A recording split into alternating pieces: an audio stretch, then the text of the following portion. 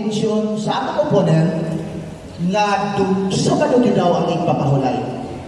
Pero atong tan-awon kami sa una sa Seventh-day Adventist pa ko, gitawag na mo ang King James, gitawag ni o BB King James. Kay nagsalig niya ni King James version ng Biblia. Pero atong tan-awon ug patungano na ang Biblia kung kinsay nagbalhin sa ipapahulay gikan sa Sabado ngadto sa Domingo. Kining mga apostoles ng mga Katoliko. Atong basahon. Unang Korinto, Kapitulo 16, versikulo 2. Letra por letra. Upon the first day of the week, Sunday, which replaced the Jewish Sabbath, Saturday. Awan. Let every one of you live by him the store of God and prosper him that there be no gathering when I come. Kinsay nagbalin ang mga apostoles sumala sa Biblia ato gyud pong basahon matud manggod sa atong opponent nga kung di mabasa sa Biblia palpak pagtulunan. Sumala mga kaigsunan din sa Biblia buhat kapitulo 20 ingon ang mga apostoles. Dili aksidente nga miingon si Lucas nga nagkatigom sila sa unang adlaw sa semana. Kinsa ni si Lucas? Usa sa mga apostoles sa pagtutubod sa simbahang Katoliko. Unsa gikan? Unang adlaw sa semana, sanglit ang mga Kristiyanos, milain man sa mga Hudyo, gilisa nila ang Sabado sa sunod na adlaw mao ang Domingo. Wala. O galing-galing ang atong opponent o kung di mabasa sa Biblia, pantak. Sumalak sa ilang gitawag o giya sa pagtuong sa Biblia. Tanaw na ito ilang padudlo. Matod pa niya din matod sa iyang padudlo, mga kaigsuunan, atong tanawon ang ilang padudlo. Ingon din sa page 141. Usa si Michael walay lain kundili mao si Kristo.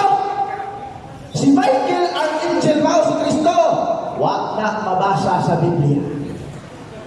Panta! Ang ministry magazine di gamit niya na wag daw magsulti si Ellen G. White na ang Catholic Church mga tinukod ni Kristo.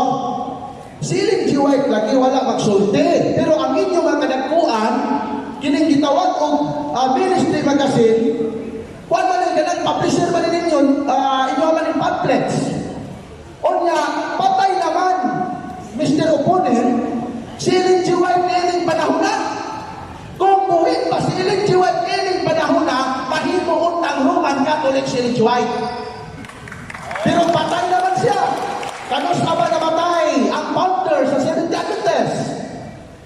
July 16, 1915. Kanus na ba na-establish ang ministry magazine na gigamit ni Brad Paul o ni Brad John Jonah? Yara. The Ministry Magazine Ministerial Association of the Seventh-day Adventist Headquarters, Tacoma Park, Washington, D.C. Volume 1 in December 1928. Wala na si Ellen G. White. So kung naapa si Ellen G. White ali, buhin pa si Ellen G. White, mubalhin yun si Ellen G. White o Katoliko. Amen? Sunod. Ino niya, wala mabasa sa Biblia nga Katoliko. Ato na pong gamiton nila ang paboritong Biblia. King James Version Japan. Ika mo gamit o Katoliko kay basit mo ingon siya nga ay bias mga Biblia hayo hamana. King James Version. Sulat ni Apostol Juan. Kapitulo 4, versikulo 1. Ingon sa Apostol Juan, ang katapusan na namatay na apostoles sa atong Ginoo. Ingon siya, he wanted them not to be blue or pictures, who boast of the Spirit, but that tried them by the rules of Catholic faith. Ang itudlo ni San Juan, Catholic faith, o sumala din Biblia sa protestante gihapon nga Baxter. Juan, Kapitulo 16, versikulo 10, ang tapukan ni Kristo sa iyang katawhan, Katolikong simbahan. Niya pa ko'y issue na ilang giribat kanina, na nangayong Santo Papa, nangayong pasaylo ang Santo Papa sa pagpamatay, matod pa. Gigamit nila Catholic Journal ni Bradshaw Fernandez, ang pagsumpak ang dibasa, ang katong tubag, mabasahan. So, dili ang Catholic defender ang namutol. No? Dili. So, matod pa sa atong opponent na nangayong pasaylo. So, kung tinuod ka na, nangayong yung pasaylo ng Santo Papa, very good. Kaysa ilang simbahan, huwag nyo nangayong pasaylo na grabe ang pagpamatay sa mga bata sa tiyan sa ilang inahan. Usa sa guidelines sa abortion history sa Adventist Church na ang bata, kung kanang gitawag og mongoloid siya, kinahanglan sa patyon sa tiyan sa inahan. Kung ang bata, bunga sa rin o bunga sa pagkikilawas, sa managsuon, kinahanglan siyang patyon sa tiyan sa iyang inahan. Grabe.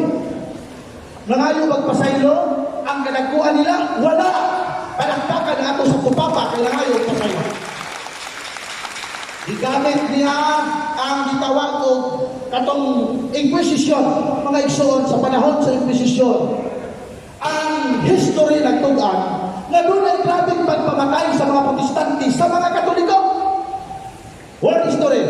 Kung gamit nagbasahod, di lang kay ang katong gigamit kanina sa itong opponent, katong blue nga libro, makatong nila ato kung wag ito niya po daw, tinood ko, dapat ka nag-utor na ng libro, hanibalin na sa ilang sinta. Huwag manibalin. Nagpabilin man na pari sa simbahan. Ang tinood ang mga akusasyon nila. Kung sa gingon sa mga libro, mga kaigsoon. Niya, ingon sa dinit, Catholic and Protestant persecuted one another, often in the cruelest way. So, ang Katoliko, mibalos lang sa mga Protestant. Kaya kung di ka mabalos, mahurot mo kita. Mga kaigsunan na ang gigamit pinay oras.